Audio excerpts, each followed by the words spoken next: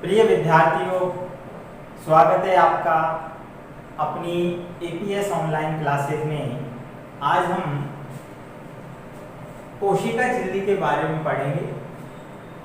इससे पहले जो वीडियो हमने डाली थी उसमें कोशिका भित्ति के बारे में विस्तार से पढ़ा था। कोशिका भित्ति की परासंरचना क्या होती है, उसमें कौन कौन सी संरचनाएं होती हैं, प्लाज्मोडेस्माटा क्या होते हैं, कोशिका भित्ति का स्थूलन क्या होता है और कोशिका भित्ति के कार्य। इसी प्रकार नेक्स्ट हम आज कोशिका झिल्ली के बारे में पढ़ेंगे।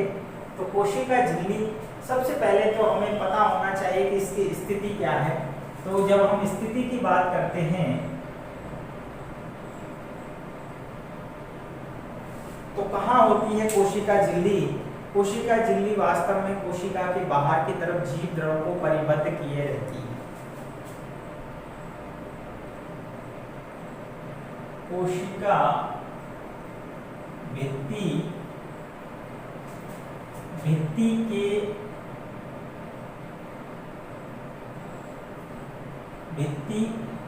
के अंदर वह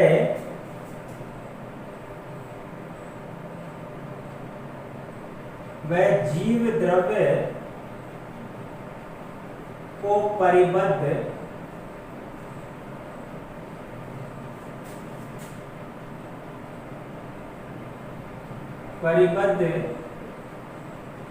किए उपस्थित झिल्ली। तो कहने का मतलब ये है कि ये जैसे मान लीजिए हमने कहा ये कोशिका है। अब देखिए ये पादप कोशिकाओं में भी होगी और जंतुओं में भी। यहाँ हम बात करें तो यह पादप व जंतु दोनों कोशिकाओं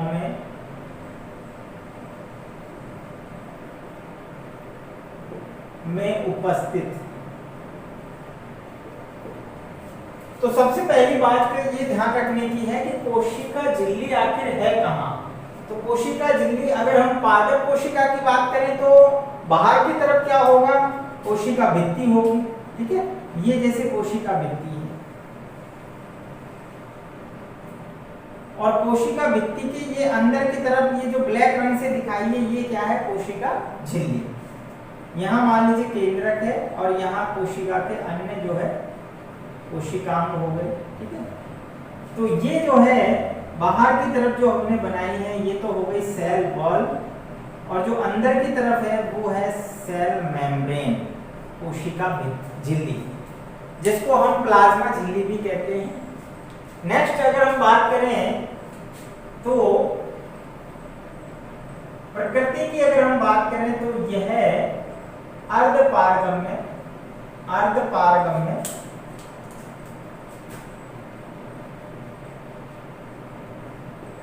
या विभेदी पारगम्य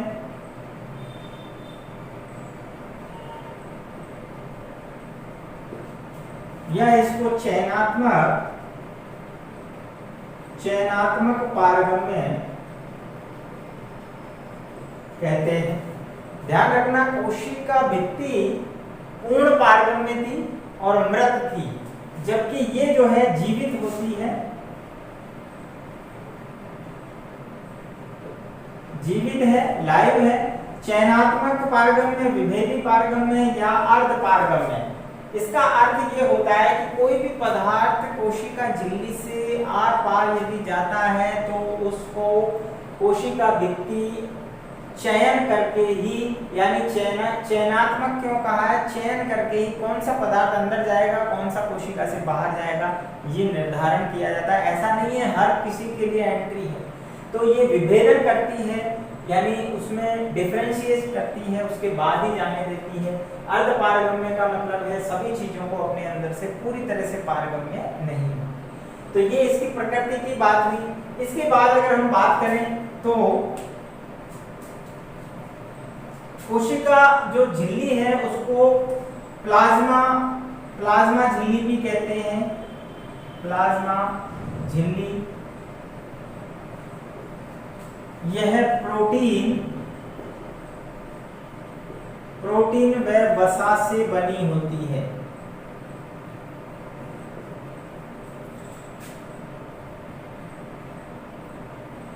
इसका जो नाम है प्लोवने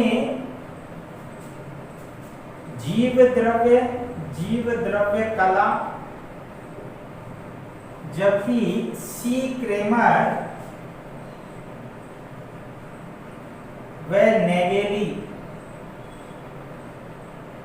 नेगेली ने इसे कोशिका कला नाम दिया।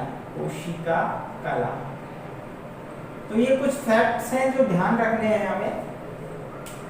कोशिका झिल्ली को प्लोव ने जीवद्रव कला नाम दिया, जबकि सी क्रेमर व नेगेली ने कोशिका कला नाम दिया। यानी ये कोशिका के बाहर की तरफ आवरण है, ठीक है, इसलिए इसे कोशिका कला नाम दिया, सेल मेम्ब्रेन।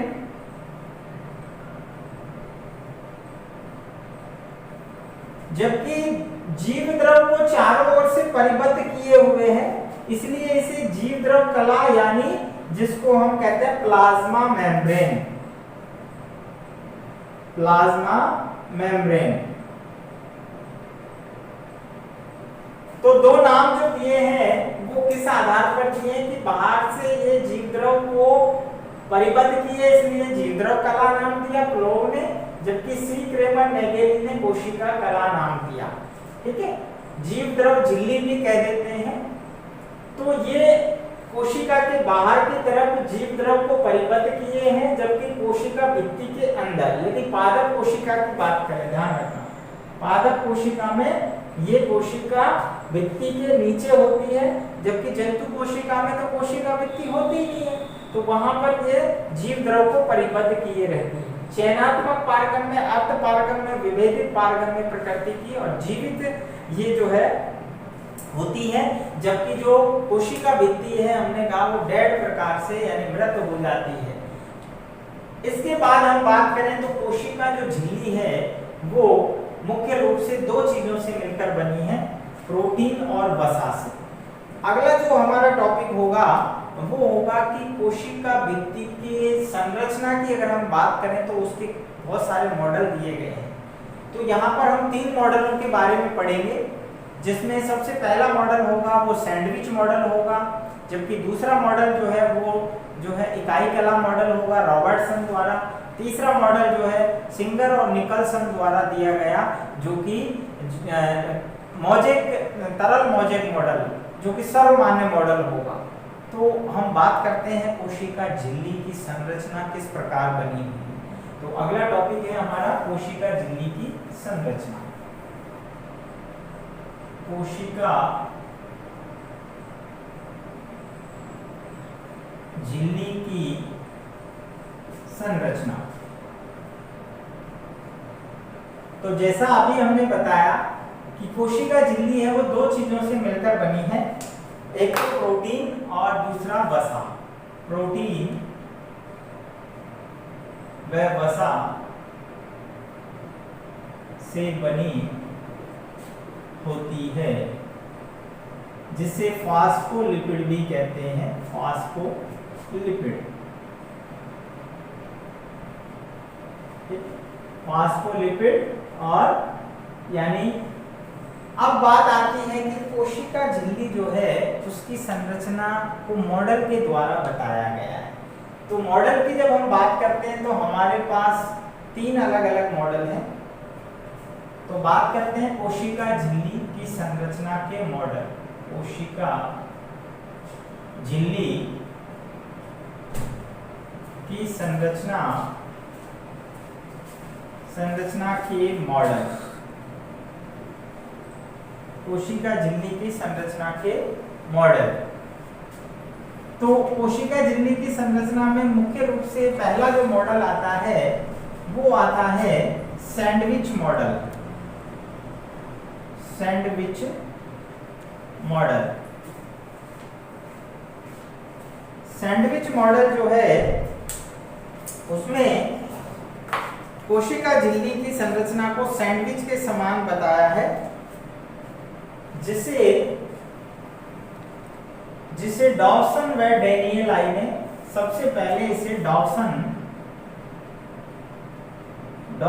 व डैनियल आई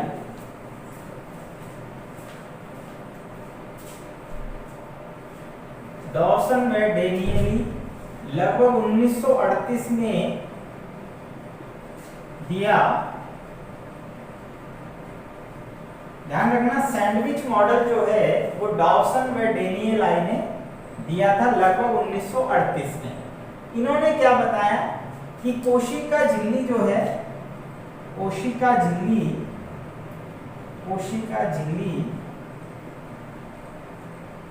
सैंडविच के समान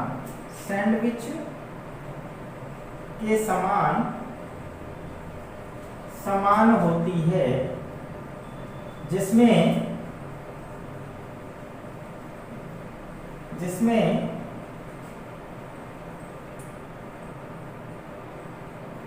बाहर की दोनों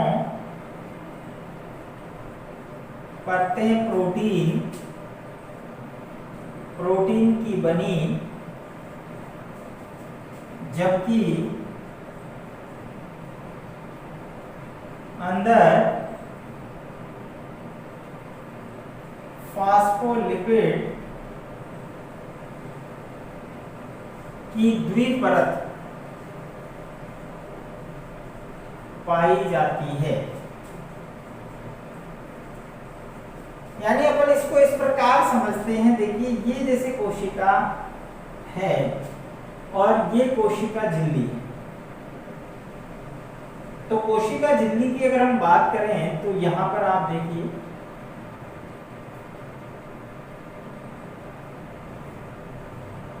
ये हमने एक छोटा सा टुकड़ा कोशिका झिल्ली का लिया है।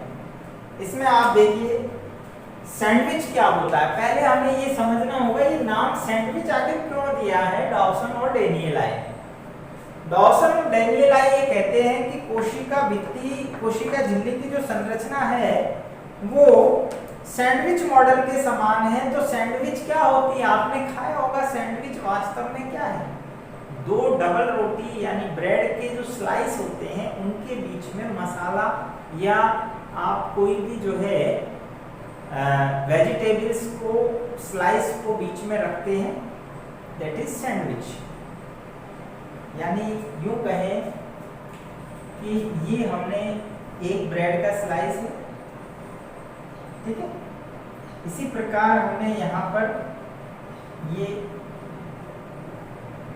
ऐसे समझ लीजिए ये एक ब्रेड है, ठीक है। ये नीचे आप देख रहे हैं दूसरी ब्रेड है।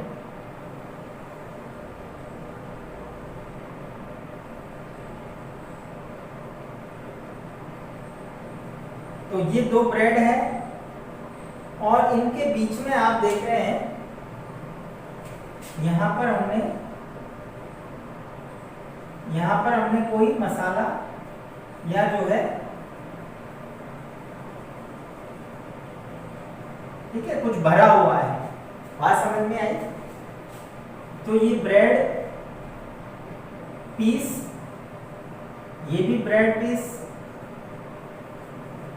और बीच में क्या है, ये मसाला है या मान लीजिए इसमें हम कहते हैं वेजिटेबल।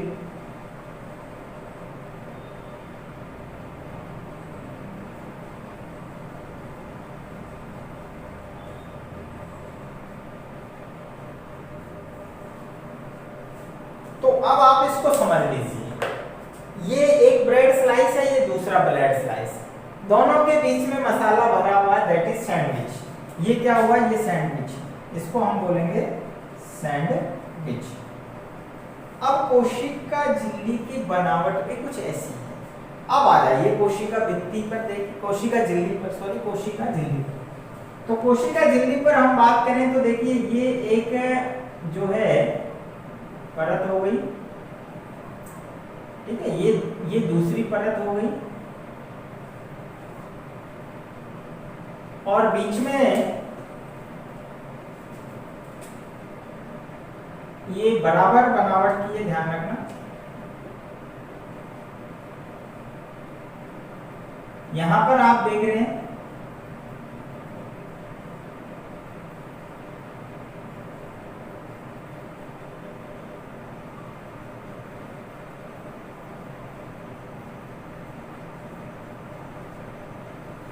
तो ये जो हमने बनाई है इसमें ये प्रोटीन परत है, ये प्रोटीन परत, ये वसा की परत है लिपिड की, ये भी लिपिड की परत है।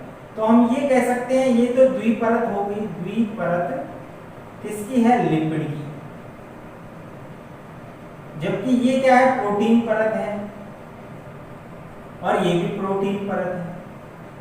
तो ये तो ब्रेड स्लाइस की तरह काम कर रही है प्रोटीन परत, बीच में द्विपरत वसा की जो है वो क्या कर रही है, मसाले की तरह काम कर रही है। तो इस प्रकार जो है ये हमारी जो है कोशिका झिल्ली की बनावट है। इसकी जो मोटाई है वो लगभग, जो डाउसन और डेनियल ने बताई है वो होती है लगभग 70 से 80 एंगस्ट्रम मोटाई होती है इसकी, जिसमें यहाँ पर हम देखते हैं कि 20 से लेकर 25 एंगस्ट्रम तो जो है प्रोटीन परत होती है, जबकि 30 से लेकर 35 एंगस्ट्रम जो है वो वसा की परत होती है। तो यहाँ ये जो मॉडल है वो डाउसन व डेनियल ने बताया था, लेकिन इसमें कुछ कमियां थी, इसके लिए ये मान्य मत नहीं माना गया है। आगे नेक्स्ट मॉडल आया जिसको नाम दिया इकाई कला मॉडल। दूसरा मॉडल कौन सा है, इकाई कला मॉडल।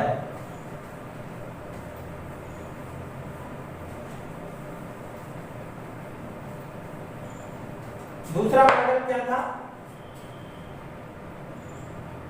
इकाई कला मॉडल। इसे रॉबर्टसन ने दिया, इसे रॉबर्टसन ने दिया।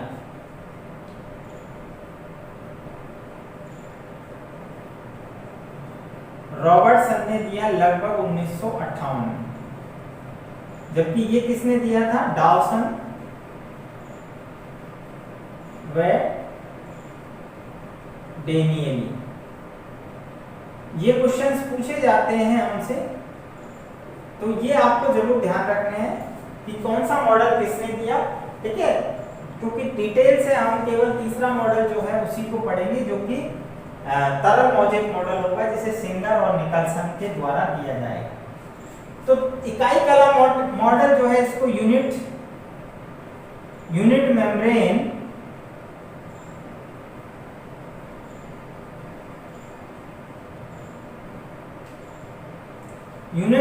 मॉडल भी कहते हैं। यूनिट मेम्ब्रेन मॉडल रॉबर्टसन ने दिया। इनके अनुसार इन्होंने ये बताया कि कोशिका झिल्ली के ऊपर एक इकाई कला की परत होती है, यूनिट मेम्ब्रेन होती है। क्या होती है, इकाई कला,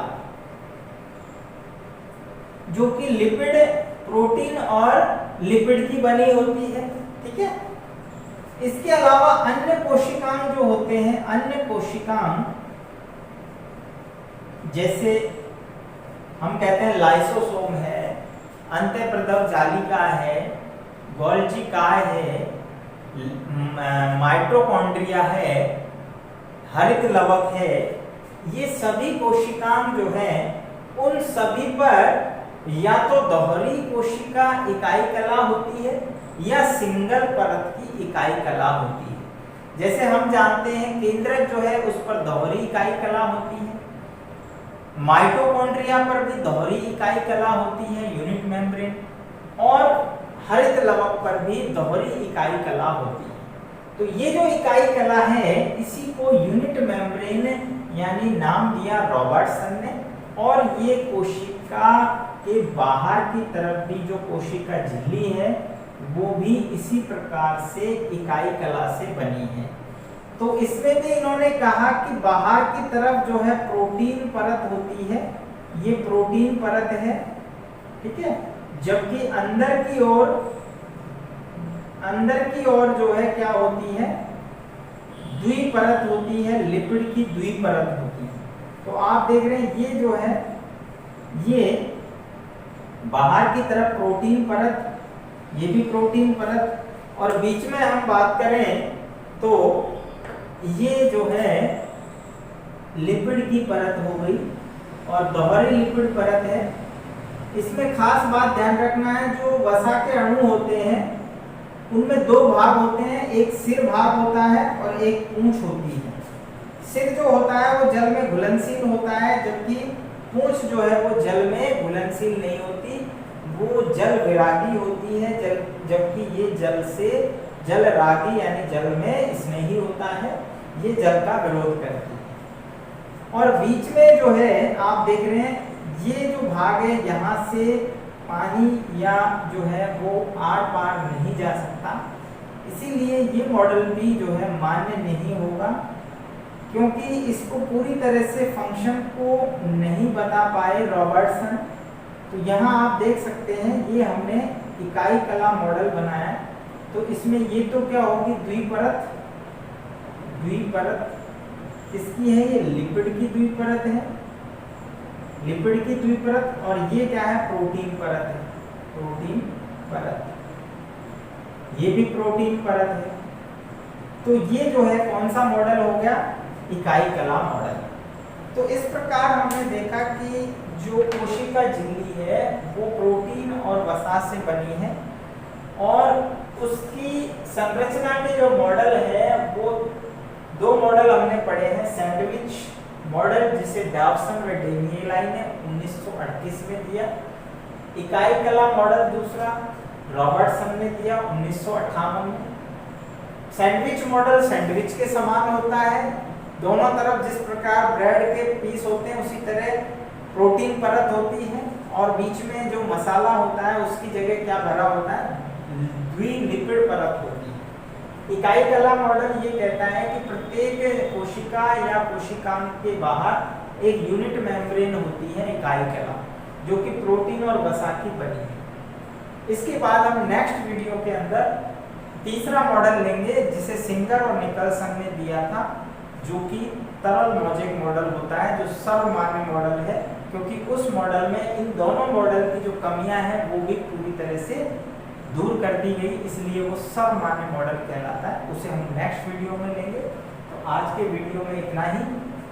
अब लेते हैं क्वेश्चन कि कोशिका झिल्ली किस पदार्थ से बनी है, सैंडविच मॉडल कौन से वैज्ञानिक ने किया था, और इकाई कला मॉडल कोशिका झिल्ली का इकाई कला मॉडल किसने दिया। तो मुझे उम्मीद है आज का वीडियो समझ में आया होगा। जिस प्रकार उदाहरण से हम समझा रहे हैं हर एक चीज को आगे भी इसी प्रकार से अच्छे से अच्छा और बेटर एग्जाम्पल देके आपको सरल भाषा में समझाने का प्रयास करेंगे। देखते रहिए हमारी वीडियो लगातार, और आपके जो फ्रेंड्स हैं जो बायोलॉजी में इंटरेस्टेड हैं उनको भी आप ये वीडियो शेयर कर सकते हैं। लगातार देखिए हमारे वीडियो, मिलते हैं नेक्स्ट वीडियो में।